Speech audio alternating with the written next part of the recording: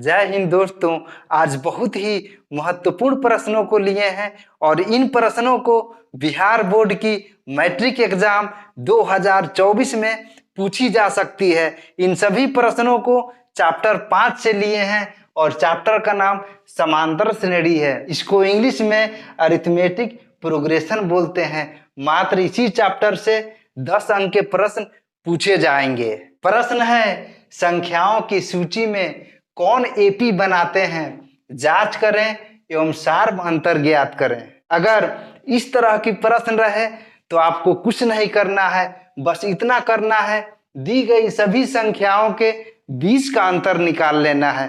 अगर अंतर समान आ जाए तो वह संख्याएं एपी में होगी। अगर अंतर असमान आए तो वह सभी संख्याएं एपी में नहीं होगी। तो आइए जानते हैं। यहाँ पे 0.6 है, 1.7 है, 2.8 है और 3.9 है। इस सूची में बताना है कि क्या यह सूची एपी है। तो यह बताने के लिए क्या करेंगे, इन सभी संख्याओं के बीच का अंतर निकालेंगे।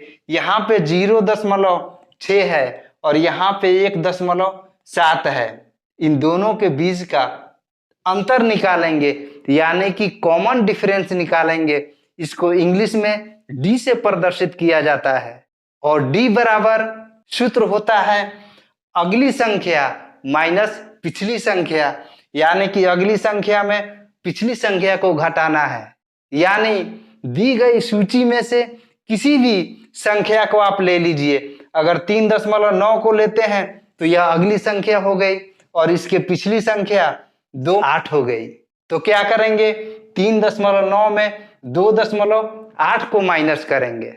एक बात और जानिए, इस सूची की सभी संख्याओं को पद कहते हैं और इसे ए से प्रदर्शित करते हैं। यानी कि यह जो सभी संख्याएं हैं यह पद है और इन सभी को ए से प्रदर्शित करते हैं। लेकिन यहाँ पे 1 पद, 2 पद, 3 पद, 4 पद हो रहे हैं। तो जब इन सभी को ए से प्रदर्शित करेंगे तो पहले पद को A1 से प्रदर्शित करेंगे, अब दूसरे को A2 से प्रदर्शित करेंगे और तीसरे को A3 से प्रदर्शित करेंगे और चौथे को A4 से प्रदर्शित करेंगे।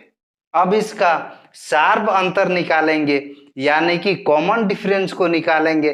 तभी हम पता कर सकते हैं कि यह सूची एपी में है कि नहीं है। अगर अंतर समान रहे तो यह एपी में होगी, अगर अंतर असमान रहे तो यह दी गई सूची एपी में नहीं होगी। तो यहाँ पे ध्यान दीजिए, कॉमन डिफरेंस का हिंदी होता है सार्व अंतर और सार्व अंतर ही ज्ञात करना है, जिसे हम डी से प्रदर्शित करते हैं। तो डी बराबर अगली संख्या माइनस पिछली संख्या। तो अगली संख्या यहाँ पे पद, यानी कि अगला पद माइनस पिछला पद, तो अगला पद A2 है। तो यहाँ पे A2 लिख देंगे माइनस पिछला पद, यानी कि पहला पद A1 है तो A1 लिख देंगे। अब बराबर दूसरा पद जो है 1.7 है तो यहाँ पे 1.7 लिख देंगे, माइनस पहला पद यानी कि A1 0.6 है तो यहाँ पे 0.6 लिख देंगे, बराबर। अब माइनस करेंगे, 1.7 में 0.6 को माइनस करेंगे तो 7 में 6 को माइनस करेंगे 1 बच जाएगा। अब दशमलव है तो दशमलव लगा देंगे। अब 1 में 0 को माइनस करेंगे तो 1 ही बचेगा। अब एक और डी को निकालेंगे, यानी कि सार्व अंतर को निकालेंगे। तो अब डी बराबर हो जाएगा A3, यानी कि तीसरा पद माइनस दूसरा पद। तो तीसरा पद है यहाँ पे 2.8 तो 2.8 लिख देंगे, माइनस दूसरा पद है 1.7। अब बराबर माइनस करेंगे, 2.8 में 1.7 को माइनस करेंगे तो 8 में 7 को माइनस करेंगे 1 बच जाएगा, दशमलव है दशमलव दे देंगे, 2 में 1 को माइनस करेंगे तो 1 बचेगा। अब एक और डी का मान निकालेंगे। अब डी बराबर हो जाएगा A4, यानी कि चौथा पद माइनस तीसरा पद। तीसरे पद को A3 माने हैं। अब चौथा पद है 3.9 माइनस तीसरा पद है 2.8 बराबर। अब माइनस करेंगे, 9 में 8 को माइनस करेंगे 1 बचेगा, दशमलव है दशमलव दे देंगे, 3 में 2 को माइनस करेंगे 1 बचेगा। अब यहाँ पे ध्यान दीजिए, यहाँ पर d बराबर यानी कि कॉमन डिफरेंस 1.1 आया और यहाँ पर भी कॉमन डिफरेंस 1.1 आया और यहाँ पर भी कॉमन डिफरेंस 1.1 आया, यानी कि कॉमन डिफरेंस समान है तो यह एपी में है। अगर यहाँ पे कॉमन डिफरेंस और समान रहता यानी कि समान नहीं रहता तो यह एपी में नहीं होता। आप इस तरह से समझिए, यानी कि 0.6 और 1.7 के बीच का अंतर 1.1 का है, यहाँ पे लिख देते हैं। और 1.7 से 2.8 के बीच का भी अंतर 1.1 का है। अब 2.8 से 3.9 के बीच का भी अंतर 1.1 का है, यानी इन सभी संख्याओं के बीच का अंतर समान है तो यह एपी में है। इतना क्लियर है। अब दूसरे प्रश्न को बनाएंगे। दूसरा प्रश्न है √2, √8, √18 और √32 को बताना है कि यह एपी में है कि नहीं है, यानी कि यह समांतर श्रेणी में है कि नहीं है। तो यहाँ पे ध्यान दीजिए, जिस तरह पहले प्रश्न को बनाए हैं सेम उसी तरह दूसरे प्रश्न को भी बनाएंगे। तो यह पहला पद हो गया, तो पहला पद को A1 मान लेंगे, दूसरा पद A2 हो जाएगा, तीसरा पद A3 हो जाएगा और चौथा पद A4 हो जाएगा।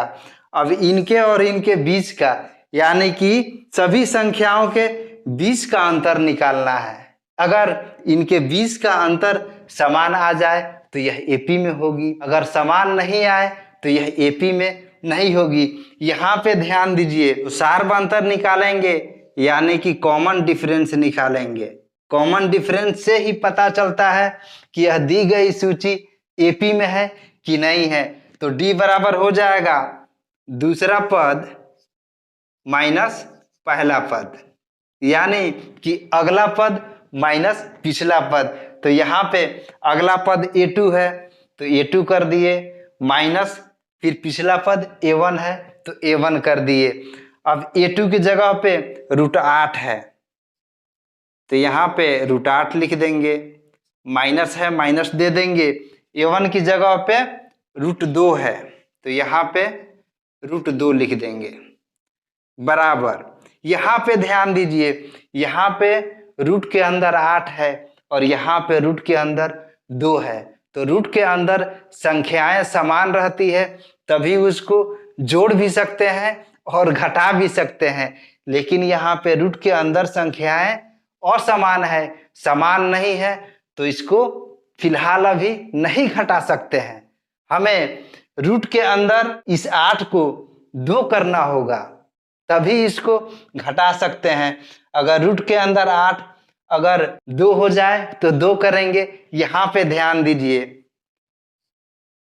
अब 8 को लिख सकते हैं 2 गुने 2 गुने 2, 2 दूनी 4, 4 दूनी 8। आप रूट के अंदर 8 लिखिए या रूट के अंदर 2 गुने 2 गुने 2 लिखिए, बात बराबर है। माइनस है माइनस दे देंगे, √2 है √2 देंगे, क्योंकि √2 को कुछ नहीं कर सकते हैं। अब यहाँ पे ध्यान दीजिए, यहाँ पे रूट के अंदर 2 का जोड़ी बन गया, यानी कि 2 का एक जोड़ी बन गया। तो जोड़ी में से 1 2 रूट के बाहर चला जाएगा और यहाँ पे ध्यान दीजिए 1 2 का जोड़ी नहीं बना, तो जिसका जोड़ी नहीं बना वो बेचारा रूट के अंदर ही रह जाएगा। तो बराबर, अब जोड़ी में से 1 2 रूट के बाहर चला जाएगा तो 2 √2 हो जाएगा, minus root 2।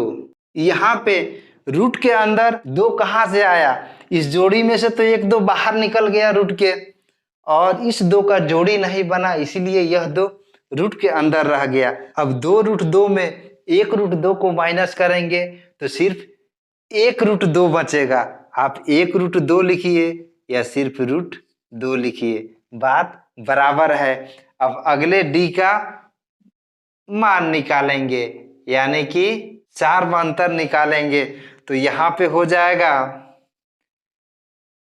A3 minus A2 बराबर, अब A3 बराबर रूट 18 है, तो रूट 18 लिख देंगे, माइनस A2 का मान रूट 8 है, तो यहाँ पे रूट 8 लिख देंगे, बराबर। अब रूट के अंदर 18 है, इस 18 को तोड़ेंगे। अब 18 के बदले लिख देंगे 3 गुने 3 3 9 दूनी 18, माइनस रूट 8 के बदले 2 रूट 2 लिख देंगे। यहाँ पे ध्यान दीजिए, यहाँ पे रूट के अंदर 3 का जोड़ी बन गया। अब इस जोड़ी में से 1 3 रूट के बाहर चला जाएगा, इस बेचारे 2 का जोड़ी नहीं बना, तो यह 2 रूट के अंदर ही रह जाएगा। अब बराबर 3 रूट 2 हो जाएगा, माइनस 2 रूट 2 बराबर। अब 3 रूट 2 में 2 रूट 2 को माइनस करेंगे तो 1 रूट 2 बचेगा। आप 1 रूट 2 लिखिए या सिर्फ रूट 2 लिखिए, बात बराबर है। अब एक और डी का मान निकालेंगे। अब डी बराबर हो जाएगा A4 माइनस A3 बराबर, A4 बराबर रूट 32 है, तो यहाँ पे रूट 32 लिख देंगे, माइनस A3 यानी कि तीसरा पद रूट 18 है, तो यहाँ पे रूट 18 लिख देंगे, बराबर। अब रूट के अंदर 32 है, 32 को तोड़ेंगे तो 32 को लिख सकते हैं 2 गुने 2 गुने 2 गुने 2, यानी कि 2 दूनी 4 दूनी 8 दूना 16 दूनी 32, इसको रूट के अंदर कर देंगे, माइनस। अब रूट 18 के बदले लिख देंगे 3 रूट 2। अब यहाँ पे ध्यान दीजिए, रूट के अंदर यहाँ पे 2 का जोड़ी बन गया, यहाँ पर भी 2 का एक जोड़ी बन जा रहा है, इस 2 का जोड़ी नहीं बन रहा है, तो यह 2 रूट के अंदर ही रह जाएगा।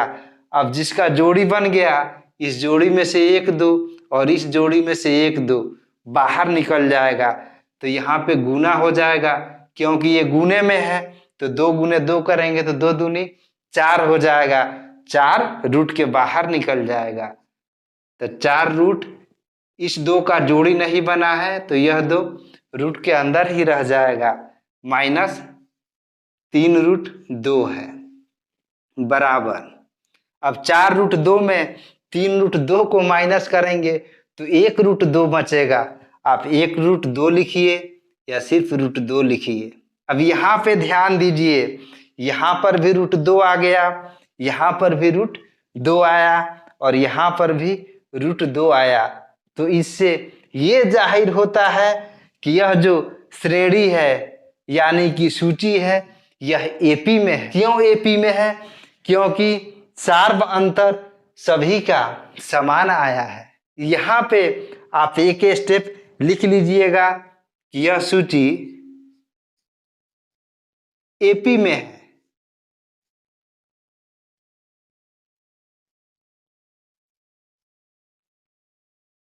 यहाँ पर भी लिख लीजिएगा कि यह सूची एपी में है।